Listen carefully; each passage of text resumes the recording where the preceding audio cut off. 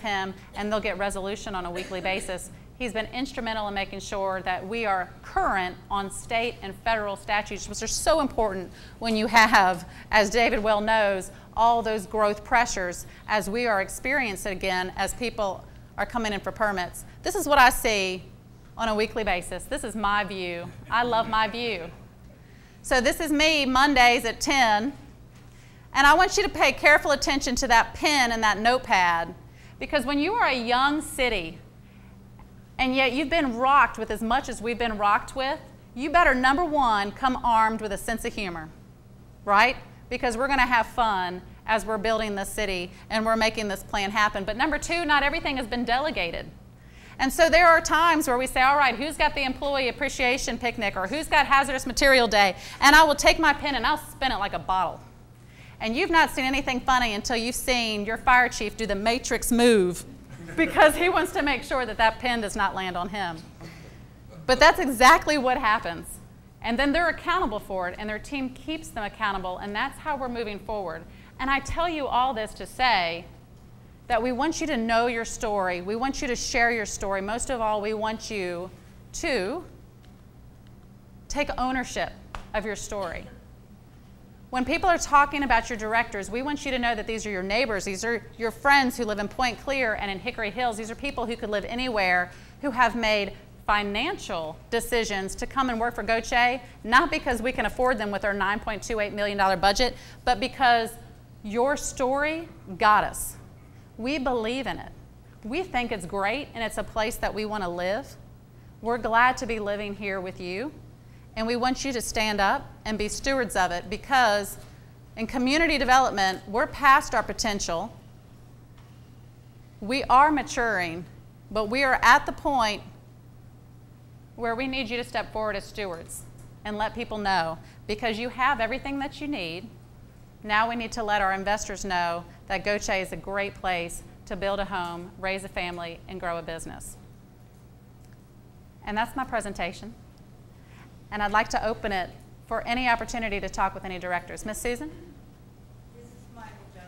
He went to work today, his first day on the job. He's relocating here from Grenada. When we sat down here, he said, I don't know if I want to live in Goche or if I want to live in Biloxi. So I'd like to ask him, after listening to you tonight,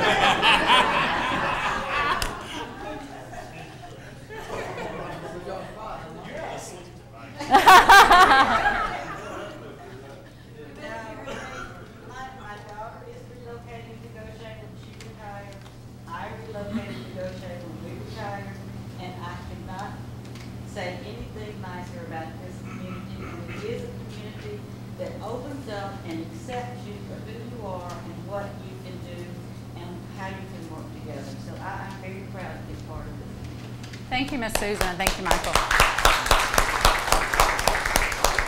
I appreciate you. Ma'am? I have two questions. Yes.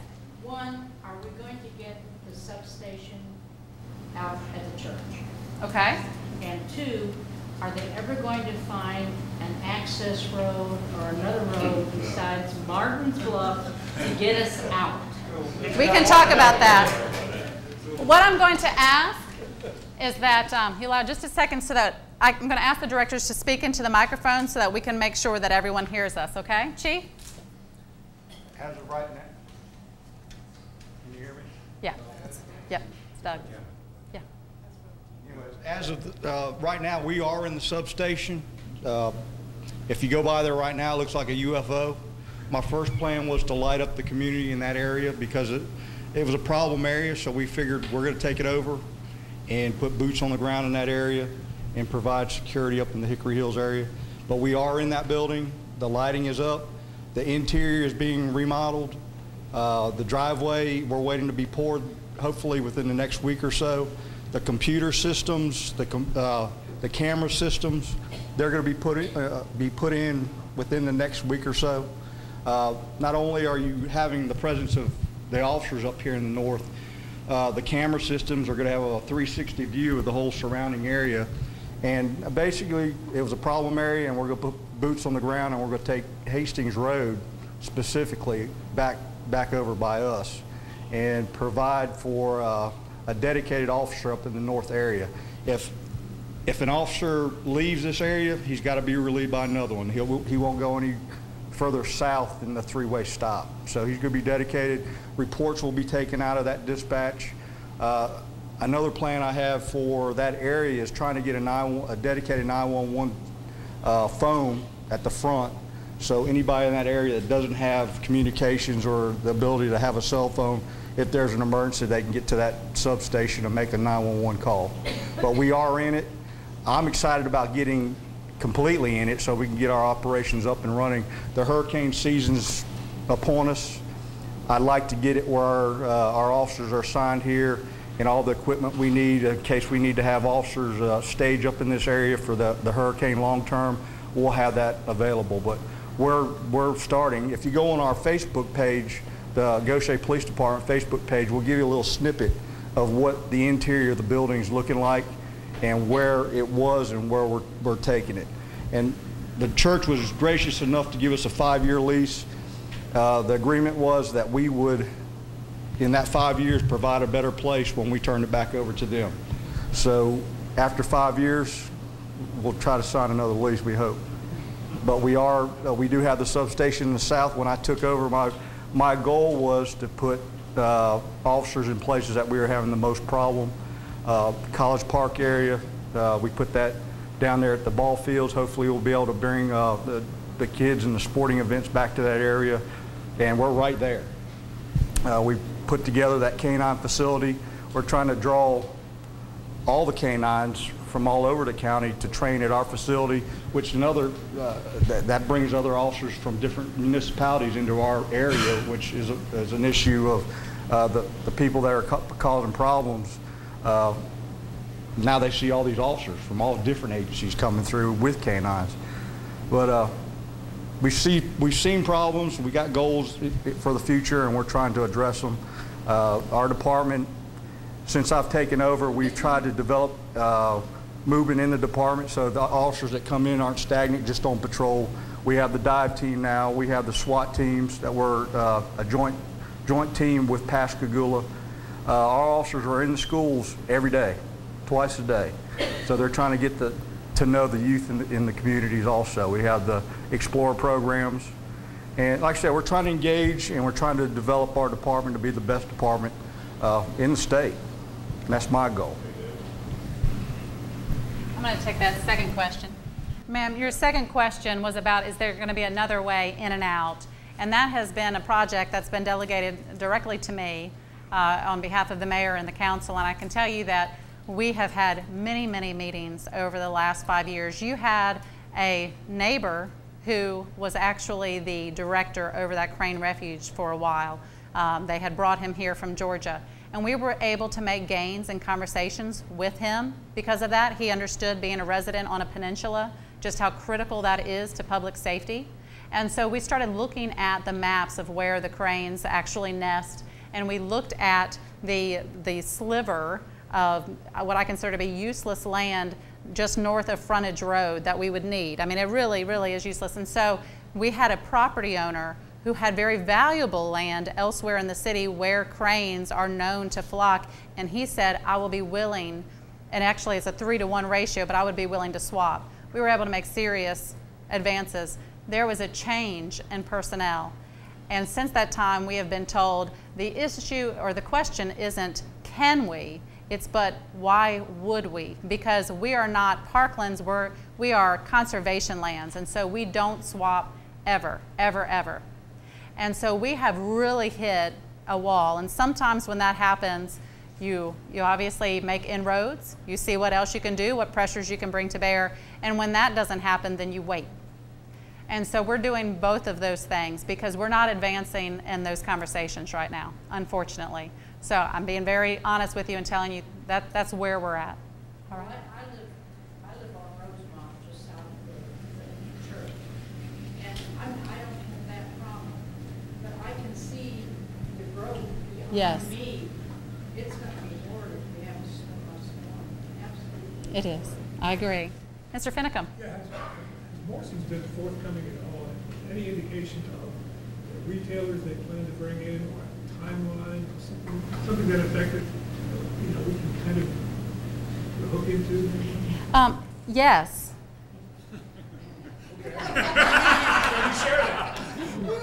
No.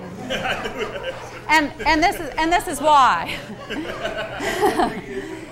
I mean, you know, because it is their project, and we understand that. And I will tell you that I spoke with them this morning. They spoke with our mayor and council in April. They are forthcoming with us. We are excited. We also know that there's a lot of changing pieces because every time they have another tenant commit, that they're then looking at changing around parking and all of those things. So it's a very moving landscape. We know that we have a development agreement with the mall owners that says at the end of the day, we want an open air mall, and it specifies what should be there. Other than that, in no way do you want your city official to be the one to say what we think might go there, because we don't want to risk that project at all. I can tell you that we feel good that there's going to be a press release soon when they feel comfortable and they know that it in no way would risk the other agreements they have with their tenants. But that's what we know.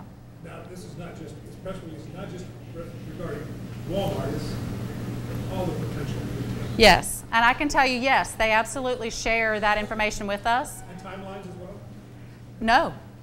No. And let me just say, I'm entirely comfortable with other people's self-interest. And when they have spent millions on a project, I sleep well at night because I know they're going to make their money back. And so has it happened on our timeline when we would like it, you know, to happen? No, it hasn't. That's key information to us to tell our story. Well, tell that story, sure. You got to be armed with that kind of information. Well, this is what I don't want to have happen. I don't want us all to be waiting on a mall and think that's when we'll be a success, because that day won't ever come. If we give you a name of a retailer, if we say Taco Bell is coming and then Taco Bell doesn't come, you have failed. And that's not the definition of a success. What is success to the city of Goche? Well, from your vision, what you said you wanted is a town center, an interstate, and a waterfront. You also want to be resilient so that when the next time a tragedy comes, the next time we feel growth pressures, we have the training and experience and the community development that you know what you are and what you aren't, what you stand for and what you don't, and we're better equipped to handle it. But as it relates to anybody's project, no matter if you own a strip center or if you own a Circle K, we don't ask you who your tenant's going to be, and we don't ask to see a copy of that contract because that's your business. But we do ask, as it relates to that reimbursement agreement, it specifies that it be an open air mall and gets really into the nitty-gritty of the details of it. So we're waiting on them for those press releases. Every bit as anxious as you are. We want our budget to increase. We want to see that sales tax. Thank you, Mr. Finicum. Yes, ma'am. I have a couple of questions. Okay. And statements. First of all, the water boil that's happening below Highway 90. I think you need to get someone or get the information to the number you have to call. When I called, it was like they had no idea what I was talking about. So I think whoever is in charge of that department, they need to make sure that the person that answers the phone knows what to tell the public and be more informative than they were. My second question is, what type of recreation is planned into the future, near future, and looking at far off? What are you planning for our youth in Goshen? We have no recreation center. After the Boys and Girls Club was built, the basketball goals are gone. So we're just, they don't have any place to go. Is anything planned in the city in the future for that? There are, and I'm going to be very brief with this and just tell you that this mayor and council, the #1 goal that they have in their 5-year strategic plan is youth engagement. They have prioritized with the budget that we have that they want to make huge gains in recreation. And so we are doing what we can with what we have, realizing that in order to make larger advances, we need a source of revenue. And so the mayor and council created a recreation advisory committee to vision what that would look like. And I have some of those slides and I can share them with you after this meeting. But I do have them minimized on my screen. And they envision a larger baseball park. And of course, when I say they envision, what I mean is we had multiple town hall meetings in 2010, 2011, and 2012. And they also envision an improved Baco Park. They envision a multi-purpose center. And so we went to the legislature and asked them for approval for a special ballot for a 1 penny sales tax on our restaurants and on our hotels and motels. And our neighboring cities have that. And in the past, the city of Gautier had 3 times asked legislators and 3 times been told no. Why would your legislators say no? Because if you're a legislator on down the coast or elsewhere in the state, you're not particularly interested in Gautier being, you know, a city on the move. I mean, let's just be honest. And so they shut the door behind them. When this mayor and council last term went to our legislators, thankfully, we had something behind us that made it happen, and that is Representative John Reed. And Representative John Reed, not giving him a call out, but I'm telling you, he's actually standing behind you. And he is the reason why we were able to get that special ballot. We put that on the ballot, we had the vote, and it was the same night as open house for our school district. And it failed by an extremely narrow margin that hurts me to tell you, a very, very narrow margin. And so, you know, that's where we are now. That bill expires next year. We could take it back to the legislature and ask them to continue it out. But really, if you want to have that opportunity again, you would need to bring that up to your mayor and council and have that conversation. Or we wait. We wait until we have an increase in sales tax and we have more budget so that we can do those things. But that's where we're at. We have a great plan with a lot of time and effort and input that has gone into it. What you need is the revenue for that plan, and we don't have that, and our neighboring cities do. One thing you have coming up is that on your, there's a special vote, actually it was going to be on the general budget, but I believe it's in June. Councilman, correct me if I'm wrong, but the Coast Visitors Bureau is now going to be putting a penny tax, and it's a 2% penny tax on your hotels and motels. And so timing is everything, and I would argue with them doing that, that timing is probably past for Gautier, so you would be looking at the restaurants. And we looked at what that revenue would be, and it was very promising. I mean, it absolutely would get projects done, but that's a very big conversation, and it's really, you know, whether the citizens would want it or not. So, thank you. Okay, one more, please. What is Jackson County Chamber of Commerce doing to advertise for Gautier? What are they doing to change the perception? Are they working on changing the perception of Gautier at all? Well, I will tell you, let me see what I can say. I will tell you that a large number of businesses are members of the Jackson County Chamber of Commerce, and I can tell you that myself and your mayor are both ex officio members on the board. I can tell you that they have every ribbon cutting for new businesses in the city of Gautier free of charge, and they offer free publicity for new businesses in the city of Gautier.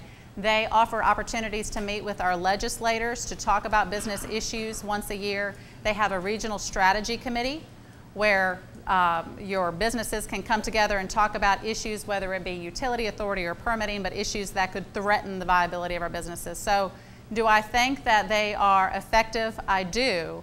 Do I think that Gautier also needs a merchant representation? I do. And you have one. It's called the Gautier Business Association, and I would encourage you to give them a try. Thank you. Sir, you had a question? Mr. Malone. One, I know the land where the birds are, it's federal land. Yes. I have a real bad breathing problem, and there's a few times a year that I have to actually leave my residence because of the smoke coming from the burning within the city limits. And I've called the state recently asking why they continue to allow that process to do whatever they're doing, eradicate the weeds and whatever. Because it's a public health, it's a public nuisance. And in most places they stop that type of issue. They don't burn openly. I've never seen it anywhere else in the city. It's a real bad issue. Someday, wind is blowing, this way goes all the way over to Boston. Smoke would encourage you offline to talk with Chief Jones about controlled burns and the benefits, and I would encourage y'all to have a conversation. I know Chief Jones would be happy to do that. I can't see any benefit of public burn like that. We have people that ingesting smoke. There is no benefit. Two, when are we going to address life safety issues like lighting, sidewalks, those types of things in the city of Goshen? I mean, we have a lot of street traffic. Part of my yard has been walked down by street traffic. It has. Because there are no sidewalks in Goshen. Very poor lighting, which is a direct deterrent from crime. We have good lighting. You know, years ago when I worked for the city of Chicago as the energy manager for the city, I went to New York, Ohio. They did a model for us. We drew a model of Chicago, and that's when they came up with street lighting on the viaducts and everything. Crime was reduced by lighting, but it's awful dark. And criminals like dark stuff, no matter how many substations you put in, when the whole neighborhood around the substation is dark. It doesn't help them. Right. And so let me address that. What Mr. Malone is saying is he's asking two questions. One, when can we improve the lighting in our neighborhoods in the city of Goche? And also he's asking about sidewalks. And let me say, anyone who would like a light at the front of their house can call Singing River Electric, and they will come and put a light there for you. And yes, you do pay a very nominal bill, my husband and I do, but you can absolutely, lighting is a strong deterrent for crime.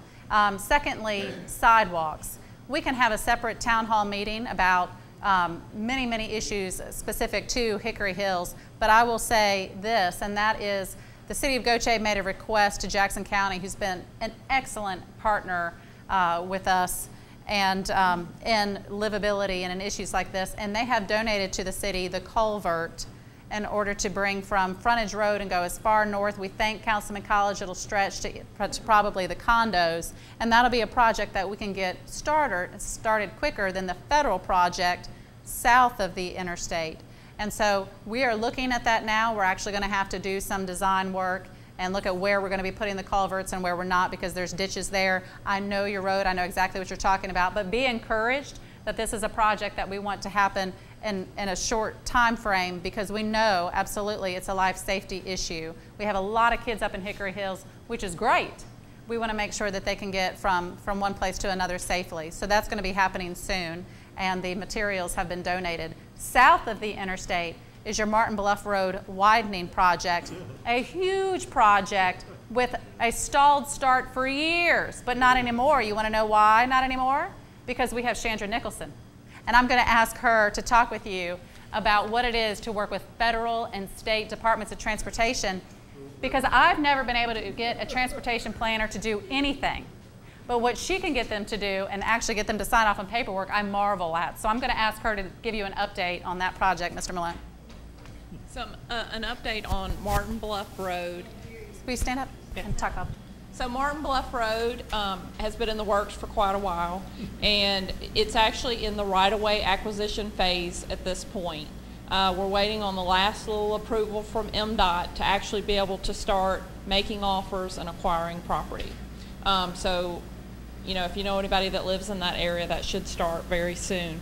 That phase of the project will probably take about 18 to 24 months to acquire the right-of-way. We'll then move into the final design stage and then construction. Shouldn't you take your sign down that says it'll be completed in September? Yeah. Well, if you look at the phases next to it, the reason why we put the sign up is so that people would know what phase of the project that we're in. That's such a huge project when you have so many properties that you're having to acquire. And boy, it doesn't frustrate anyone more than us when you're dealing with federal and state authorities. Yes, sir? Is that property acquisition the same houses west of Cambridge Village that were purchased by the county 20 years ago and empty and then rebuilt? I wouldn't be able to answer what was in the scope at that time. Because that's how long that project is. I lived in my house in 70 It began in 1998. I can tell you that. Yes. Well, Doug Fulton was the supervisor at the time. It's quite a while back. They had bought all those houses, and then all of a sudden, people started moving back into them. And now you're going to have to do that again. Well, you're exactly right. When the city annexed in 2002, that the county basically shifted over that project. And that was one of the things I wasn't happy about. right. And so what this mayor and council did is that money has sat there because we were not able to match it. And so this council did something very gutsy, and it's the first time that our council has ever issued a general obligation bond, and that allowed them to pave how many miles of road, Adam, between 2010 and 2012? A lot. More than we can give through our local county meetings. That's right. Over the course of 5 years. Over the course of 5 years. So I know it was underneath 20 miles, but it was a large amount of roads that were paved. And also with that, they were able to pledge the match for that project. And so that's when the project took off. That money has been sitting there since it was shifted over from a county project, but with the money that's been pledged through that bond, we're now able to start the MDOT and federal process. And it is laborious. I mean, it is incredible. But once you get through the right-of-way acquisition, you know, what we're trying to get to is construction. And so it happens a lot quicker once you get through the right-of-way. And you just don't know. We see that a lot of those homes are for sale, so we're optimistic. I don't like the dates that I'm hearing, but I know that's what, you know, that's what reality oftentimes is. Yes, ma'am. Oh, I'm sorry, real quick. Chandra. And also, as far as the sidewalks go, Gulf Regional Planning Commission has decided to do a regional sidewalk and pathway plan for Moss Point, Pascagoula, and Gaucher. So we're all going to participate in that, and they're going to do a master plan for where the pathways need to be within each city, and we're all going to participate in the match for that. Yes, ma'am. This is probably a Chandra question also, but what is the status of the parking area for frontage road and The parking garage. Oh, great question. That is a Chandra parking garage that MDOT is building. MDOT is going to pay for that project. The city of Gaucher is not going to have to put up any match or anything. But the problem is MDOT has to wait till they have another project so that they can do it at the same time. They are going to do, the interstate is going to be widened, and they plan to do that in 2016 as a part of that interstate widening project. Yes, ma'am. Yes, I came here in 1993 with my home field. My husband's a retired fire chief. Since we've been back here since 2016, right here on Martin Road Road, as we get past the golf course, you have an open area where you have a trench, and it's like round over on Pinecone too. That has never been cleared. If you look at one side of it, I don't know where you live back there, but it is still got some trees that have down over when it rains. There's no way to let the water go out to drain back into the rivers. So when we have another storm, that road is going to be waist high again. Nobody can get out. Basically, you have to come around the golf course to somebody's driveway. And that has not been corrected since then. And I'm like a gentleman that there's got to send something. Why do we haven't got an easier access out between Brookside or past where y'all just did that little subdivision and then crossing over to the Sandfield area that would help when you were back there? Well, I would say this. I think that we need to have a town hall meeting. This is my city manager stakeholder meeting. It is my opportunity to share with you where we are as a city and where we're going. But your points are extremely valid, especially as it relates to drainage and ditch improvements and interconnectivity in Martin Bluff. It's a larger conversation. I'd like to come back with a dry erase board and some markers and really work through that. The sidewalk go all the way back there to where the Dollar General is, instead of just to the school. Yes. Yes, ma'am, it will. My question got answered, but I'd like to say a couple of things. I know some other people here. I grew up in Goshen. My wife and I raised a family here from schools and growing business and retired. And I've seen a lot of positive changes. I'm personally very, and I'm an impatient person. I see a lot of good changes. We're proud to have you, Mrs. Samantha, and your board of directors. You're a valuable asset to the community. Thank you for what you do. Thank you very much. Thank you very much. And I would like to say on that note, and I appreciate Mr. Moy so much and what he does for our community and on our historic commission and with Goche Pride. He is absolutely one of those 3 pillars that we talk about.